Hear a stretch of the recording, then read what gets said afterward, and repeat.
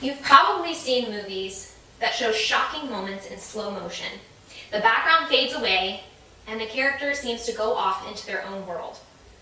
I've never been in a movie, but I had that exact experience. My moment came in February 2019 when I was sitting in my pathologist's office after he had gently prodded my neck, gathering tissue for a biopsy of a lump I found 3 months prior. He left the room, analyzed it under a microscope, came back in and gently said, "I think it's Hodgkin's." This is when my normal day turned into a scary movie. The doctor continued to talk, telling us what tests he believed would come next, and I sat there holding my husband's hand with tears slowly streaming down my face as we nodded politely trying to listen. But we realized we hadn't heard much after we realized that I might have cancer. I truly believe in divine timing, however. You see, I did not discover this lump until I had the exact tools and resources to handle it how I needed to. When I look back at pictures, I realized that this lump had been in my neck for up to 2 years prior. At least that's the earliest picture I could see. And during those 2 years, I had become a functional diagnostic nutrition practitioner. I had connected with integrative and holistic practitioners across the country, and I had learned how to support my body. In fact, over the course of those 2 years, I had really strengthened my body and built my resilience. By the time I was diagnosed, I had access to a community that could help, but not everyone does.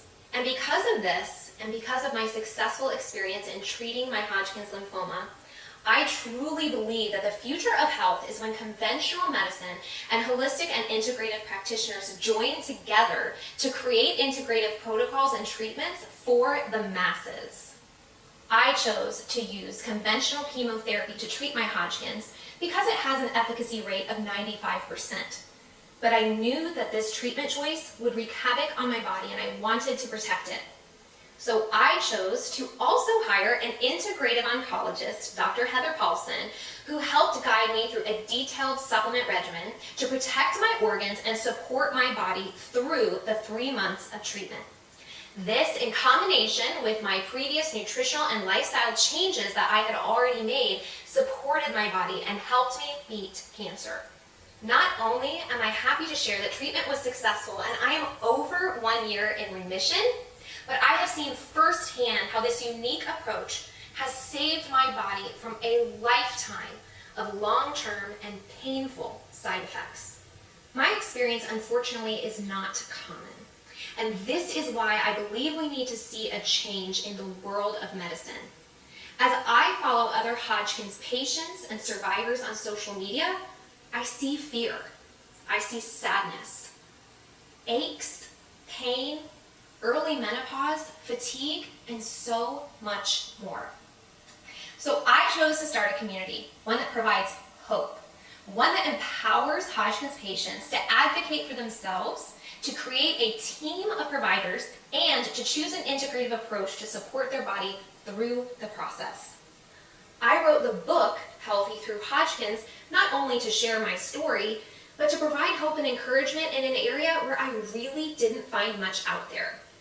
Whether it be cancer, diabetes, gut health, hormones, or heart disease, there is a time and place for conventional medicine, prescriptions, and surgeries. But we can't stop there. There is so much more that can be done to help the patient feel well. And here are 3 places we can start. Number 1, patients should be taught how to eat to lower inflammation and to support healing before, during, and after treatment. Number 2, patients should be connected to resources like Maple Tree Cancer Alliance that helps patients work out and exercise in a safe way throughout their treatment. And number 3, patients should be encouraged to create a team of providers that includes medical, nutritional, and emotional support. Integrative care can save your life in more ways than one. I believe that the future of health is when we know that this option exists, when providers set aside their egos and work together, and when patients know that advocating for themselves is not just an option, it's their right.